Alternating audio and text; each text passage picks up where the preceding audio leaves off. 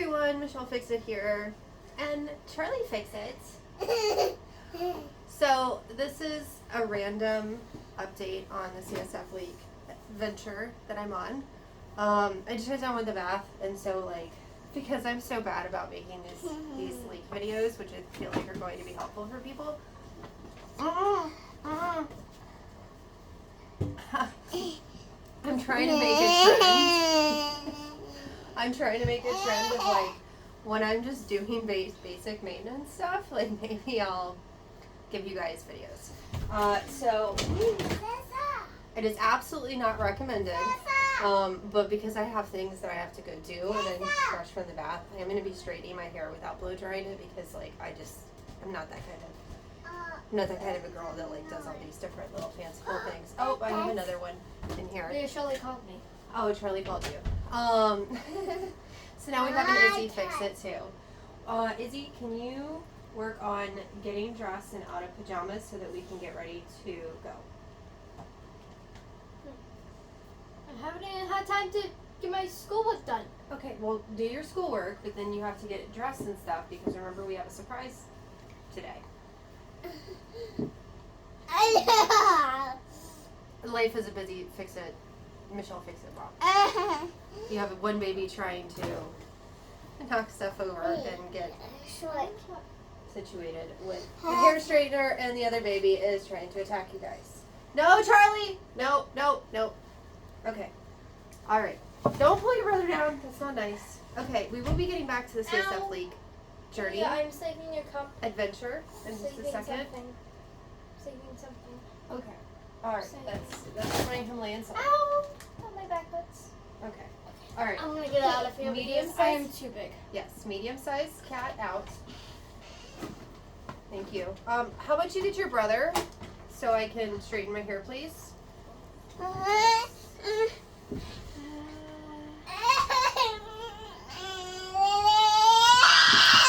alright, never mind.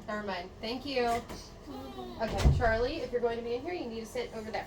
Okay, go over there. Alright, so, back to the CSF leak adventure with a Charlie Fix-It. So, essentially where I'm at right now... I will give you a wee. Okay. You guys are sitting on top of the toilet in case you wondered.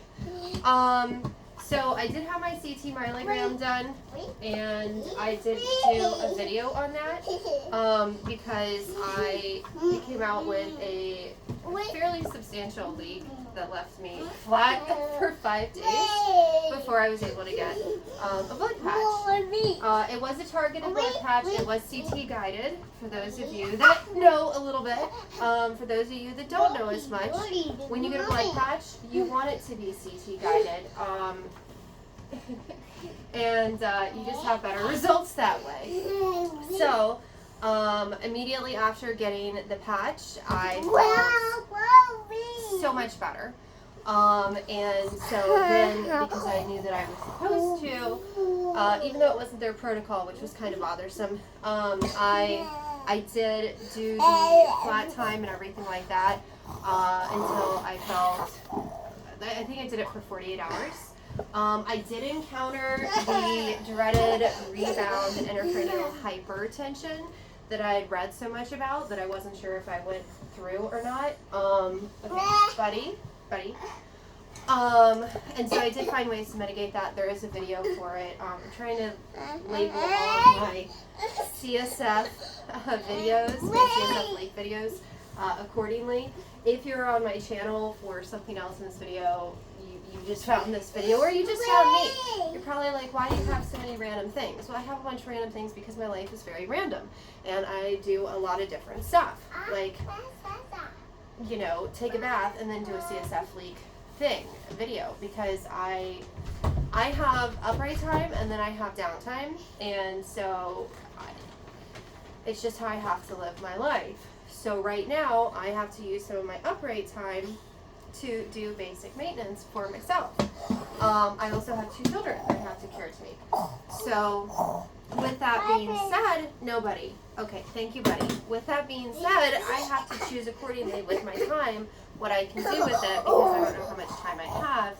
with, you know, feeling decent with upright time. I've got a fair gauge, and I've got a lot of healthy coping mechanisms in place, such as I now make my own salt, sugar, caffeine pills. I know that sounds silly, but I also have POTS and a whole bunch of other issues. And so I really try to limit myself on what I'm doing as far as pharmaceuticals. And I know that kind of goes like against the grain of a lot of people, because some people just want to do everything with pharmaceuticals. That's what it feels like. It's like once you start getting a little bit older, you're on like 5 different things. And I'm not that old. But, no. I'm not that old. But I do have a fair amount of random health issues. And so with that being stated, I do have a prescription for Midodrone for the POTS to help with the blood pressure.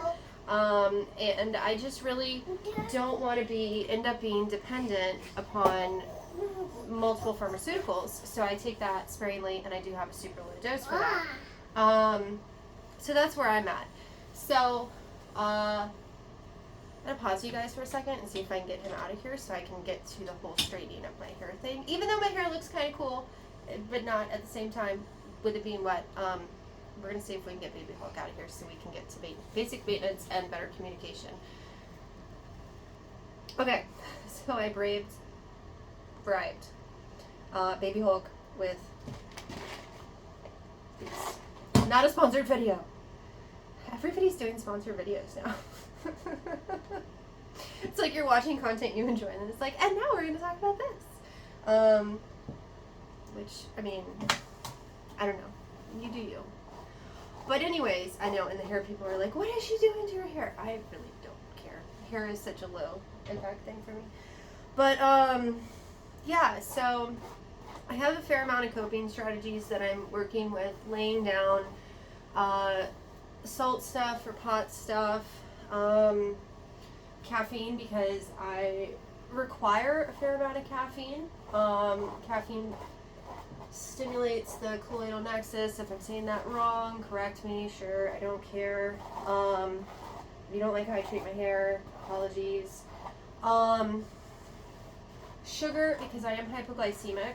Like I said, I have a whole bunch of stuff. I mean, I could make a whole video and then I'd still forget something that I feel obligated to make an additional video, and I'm just not going to do that. So, had the right side CT myelogram. According to my current doctors for CSF leak stuff, they do the right side first because 70% of the leaks that they have encountered through their studies and everything say that the right side is 70% more likely than the left side to have a leak. I typically am someone that if there's a rare thing, or if it's not as common, that's typically part of my stuff. That's just how my life works out. It's not because I consider myself to be extra special. That's just how my body is. So they did find a couple suspicious areas with, again, I know this is really not good for my hair, but I'm in a time crunch. But they did find 2 suspicious areas that if you Google them, because I don't know everything about everything, they have been deemed by different very fancy special doctors to be like CSF leak doctors, the ones that only specialize in that kind of stuff. They are typically indicative of venous fistulas, which is not what I really wanted to hear, because venous fistulas are a little bit more intensive as far as corrections and stuff like that to correct. And so me personally, as the patient here, when I saw that in the report, or saw those in the reports for the CT myelogram that was finally released, because it did take her a few days to go through it, I was like, okay, well, why don't we just conquer these, because we see that these are issues. Like, why can't we do that? And she was like, because, I'm not comfortable with doing anything until we get the left side done as well, because if you have other things that, if you have leaks that just need targeted blood patches or targeted blood patches with the fibrin glue, then that would be a better course of action to see if we can get you a little bit better, and then we start conquering like bigger things, as in potential for venous fistulas. It's like, okay, I understand that rationale, but you have to understand my rationale that you basically, even though you said that like this was the better needle and all this other stuff, you gave me a new CSF leak and I was completely bedbound for 5 days. And I have 2 children, and luckily I was in a position to be able to have my father available, because my father's not typically in the same geographic location as me. And then I had my husband cat available, which he's normally working, and normally it's me as the primary care provider for my 2 children. So I can't do that again. I can't do another CT myelogram unless I have those other 2 people variables in place, plus Crazy Cat Lady, because Crazy Cat Lady is very, helpful and stuff too, because, you leave the children with 2 guys for a couple days. Love my dad, love my husband, but they're not primary care providers, and Crazy Cat Lady sees us and interacts with us every day, and so she was very helpful to both of them in a time where I was literally flat on my side or my back. So what we came to figure out is that I will do additional blood patches, since essentially after the CT myelogram, blood patch to correct the new leak, they said they could have made other leaks worse. No one will ever know. It's one of those anomalies in life where it's like we had adverse reaction to this care, so we don't really know what caused it, but we know that it could be one of these things. So after I got the blood patch done and I had such great results, and then a few weeks after that blood patch, I'm still initially I was gauging it at 15 to 20% better than where I was prior to the CT myelogram and the new leak. Now that we're a few weeks out, or more weeks out, I would say that I'm 10 to 15% better than I was before the CT myelogram, which made a new leak or made other leaks worse. So for me, progress is progress. I did not expect immediate fast results with this. Unfortunately, I have been dealing with this for approximately 18 years of my life. And so better functionality or relieving of any type of symptoms, whether it's just a couple of them or anything like that, it's something. It's progress. And I am so excited and overwhelmed with positive emotions on having progress and having something that I can make corrective actions towards. So what all that long, lengthy talking, 13 minutes in on this video. So now I'm going to be going in on Thursday. Today's Saturday. So Thursday I will be going in for a second blood patch. It will be a blind blood patch, and I don't know, but I strongly believe that it will be another CT guided blood patch, but I think it's going to be a blind one. I don't know what her strategy is. She told me that she was just going to, do a blood patch, and I said, well, I have read, because when you're dealing with a CSF leak, you kind of have to be, I don't want to say your own doctor, but you have to be as informed as your specialists are, and try to be more informed than your specialists, and basically absorb all the information that you possibly can on this particular problem, because you are one patient out of one patient, and your doctor, even if they're a great doctor, even if they're a mediocre doctor, whatever, you're one of X amount of patients, and so you really need to advocate for yourself. I am working at a little bit of an advantage with this, because again, I did for years try to find out what was going on with me, what was wrong with me. And for years, the doctors just didn't know, and I just kept racking up different diagnoses. And then additionally, when I did know some of the stuff that was wrong with me, like POTS, I've known I've had POTS forever. It took forever, years and years and years, to get anyone to do a tilt table test on me. And I just kept giving up because I wasn't advocating properly for myself. And the only reason that I'm working at where I feel that I'm a little bit more advantaged in this situation, like the umpteenth time into it, is because of my son. Because my son was born medically complex. We knew when he was still in utero that he was going to be medically complex. And so I had to absorb at a very fast rate. And I didn't even get a running head start. Like, it's not like I got pregnant or, we found out that he had medical complexities while I was pregnant. And then I was able to just like boots to the ground, research, advocate, figure out all these things. It was more so that I was in a little bit of denial. And then I almost died COVID. So right after I found out that he was medically complex, the first ultrasound showed, hey, he has issues with his feet.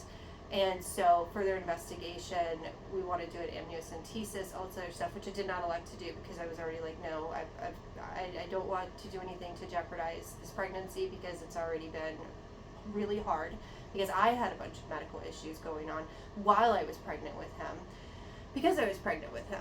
And then we went to a hospital to get all the specialists and all of these diagnostic imaging and things like that done.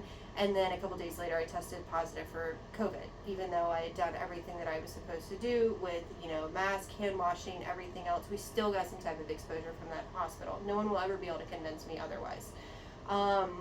Because I was trying to live my life as much in a bubble as possible because I was very scared and I knew that I would be vulnerable in addition to the conditions that I already had. So again, with all that being stated, you'll get that often with all that being stated, I was bedbound, dying, and I don't say that as a melodramatic thing, I say that as a literal thing, for a couple weeks in bed at home. And then I got to a point where I realized that I was going to die in that bed if I didn't get to a hospital.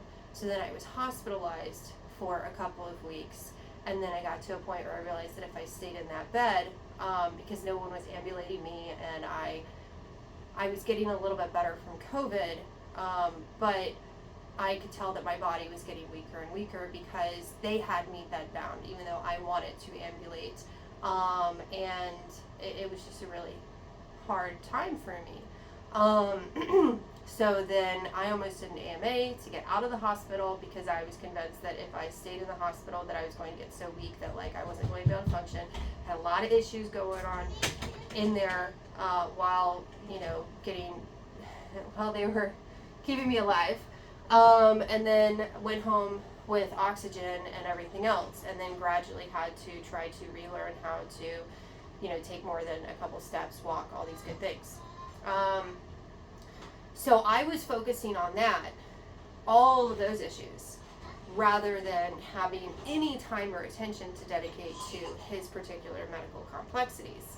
And so it wasn't until, he was born, because all of this happens right at the tail end of our pregnancy, or the middle of our pregnancy, which should have been the middle, it stayed the middle. But then, because things were getting worse with the pregnancy for me, they induced me early, and then, we had him. We were still a little bit in denial over the severity of his medical complexities, and then he started rapidly declining. So I was researching and trying to keep him alive, plus using third time mom knowledge on keeping him alive because he got down to the second percentile. So it was hard, and with all of that, the reason I add all that in is because with having to learn about these, literal life or death things with him, all these different conditions, what is the gold standard, what the specialists say to do, because he was looking at a lot of different surgeries that he could have had, a lot of things that were just conservative care, a lot of things that were, he could end up hospitalized.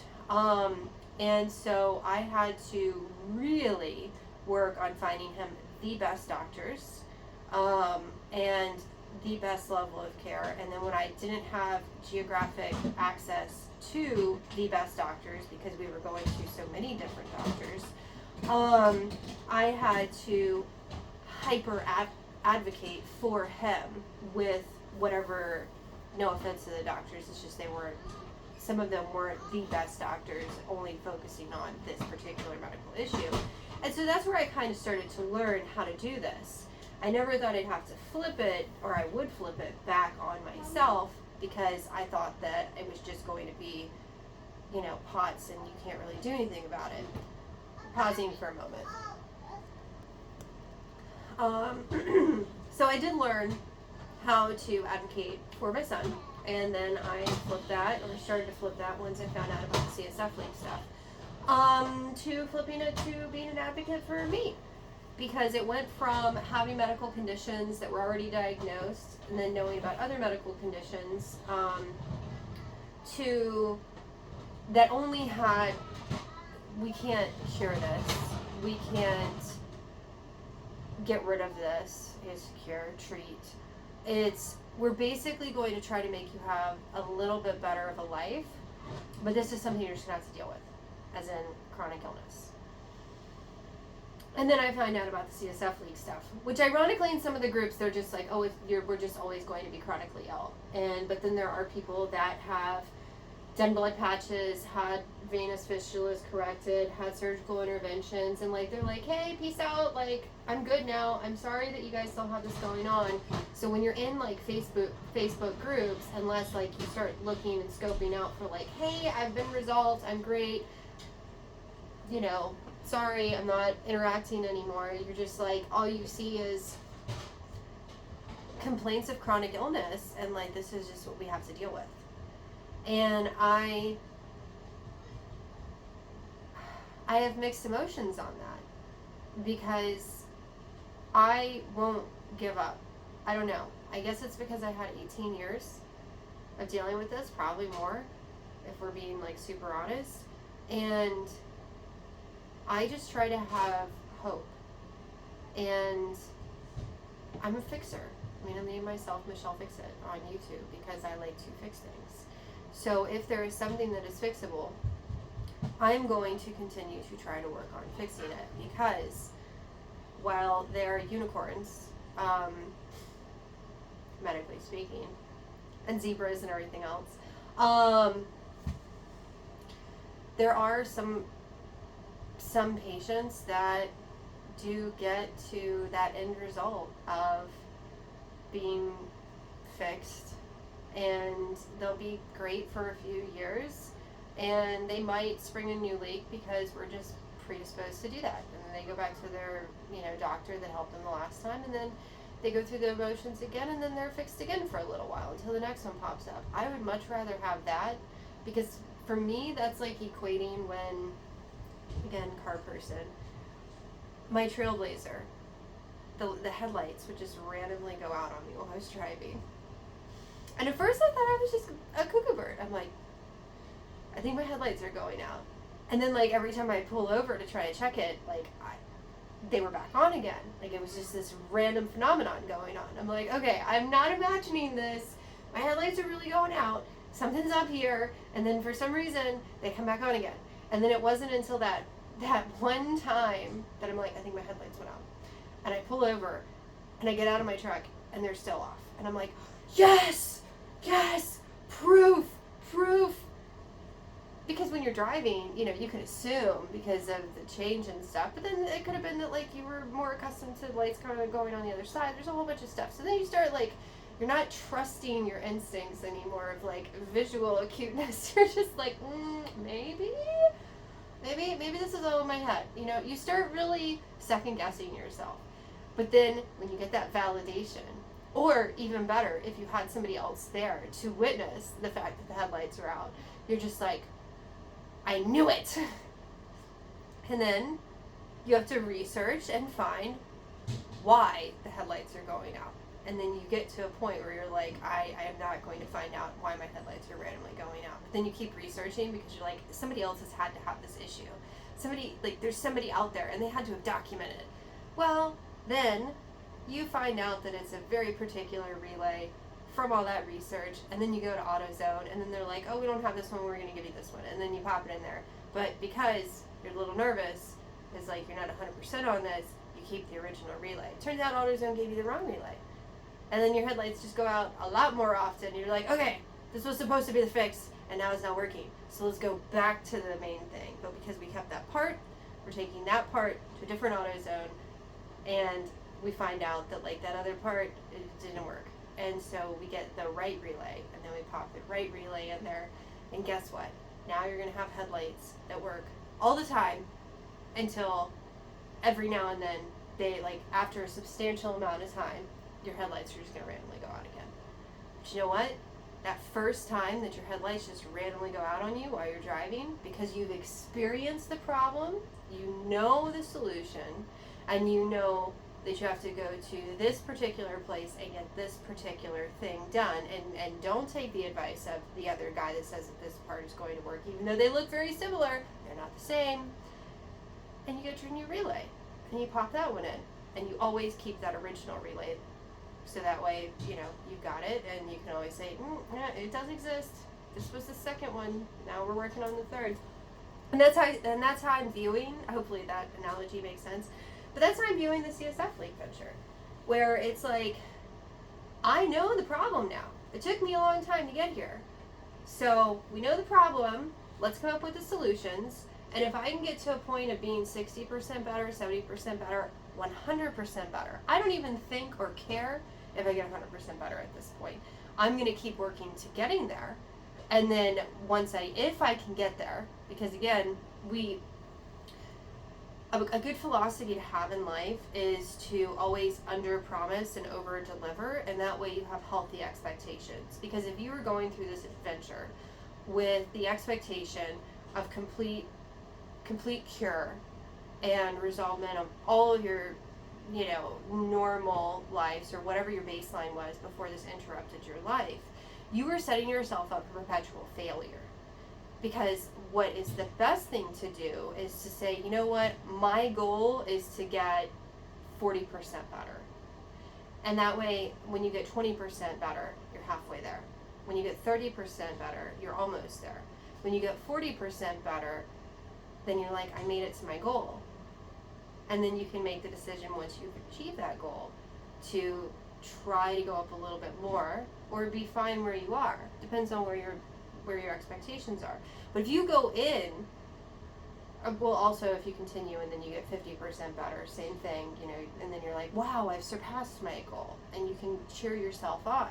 But if you make your goal be, I want to be completely 100% fixed, anything less than that is going to create negative emotions. And that's how I group things with me, because I'm not really good with emotional capacity stuff, and labeling, is you have positive emotions, you have negative emotions.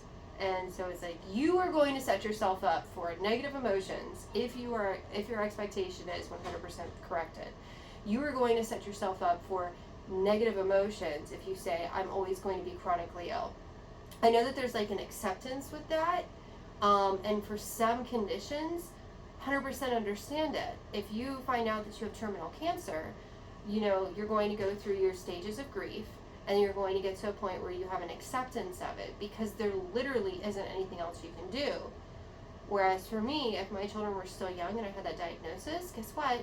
I would make sure that I went to, found the best physician for that particular condition, and then I would go to the next one and the next one, and I would continue to try to fight. That is my personality type.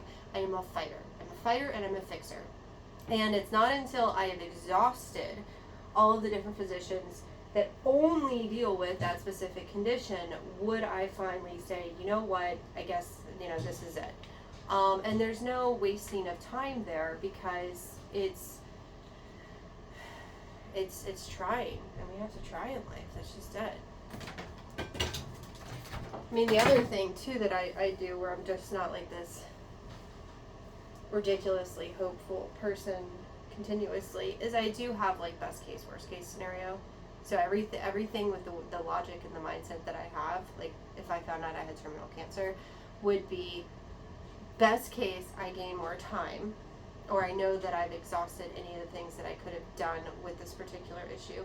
Worst case, it's all going to be in vain, and then life will not go on for me. And so I would go through that venture of finding the specialists and everything, absolutely exhausting every different methodology or treatment plan or whatever possible, while at the same time planning for my ultimate demise, by making sure that like anything that needs to be taken care of administratively, proactively, and then getting the footwork done for the reactive stuff, which I wouldn't want to burden other people with, I would make sure that all of my life planning was done, so that like if worst case scenario happened, this is the division of assets, this is the funeral planning, these are the things that I want done, and this is going to have as minimal impact as it possibly can for those that I care about in their life, rather than I'm just chasing this dream of living forever, and then when I, have my demise, now I've left a ton of problems for the people that I care about. Does that make sense? Like, best case, worst case, plan and go for best case, and then also be making problem solving solutions for worst case to lessen the blow. So, best mentality, always under promise and over deliver. And that's a good business strategy too, where if you know or highly suspect that something's going to take you 2 weeks to achieve, then you tell your client, I'm hoping I can get it done in 4 weeks.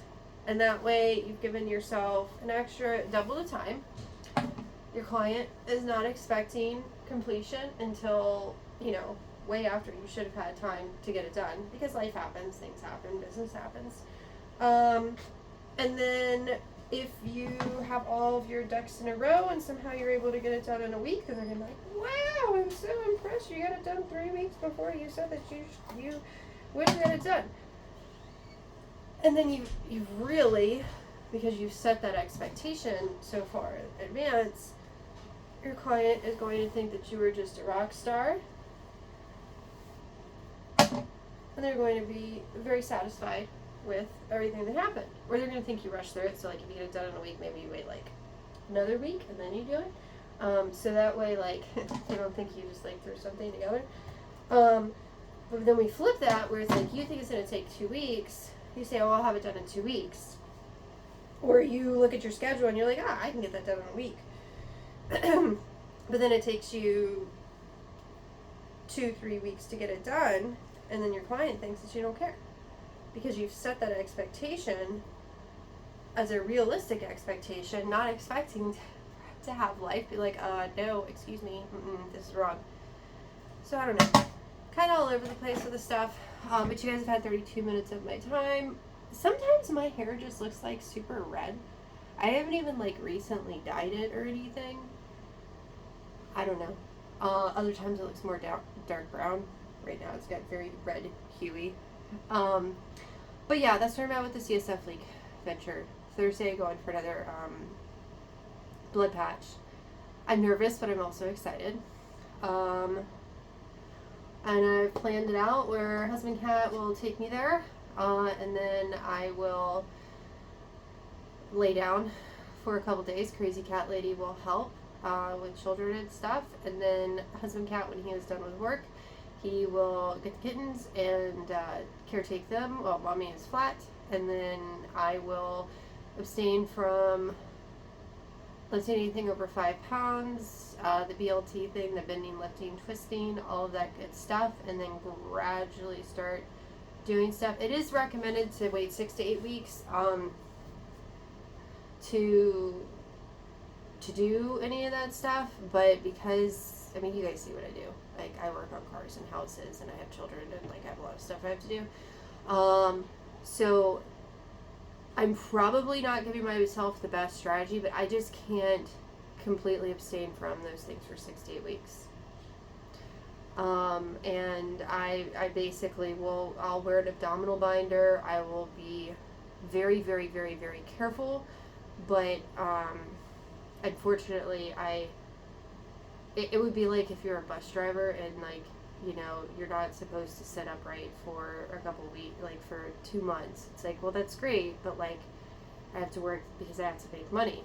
And it's like, well, that's great, but I have to do things because I have children and I have commitments. So sometimes, you know, you can't do what your doctor wants you to do or what's recommended for you to do because life has to go on.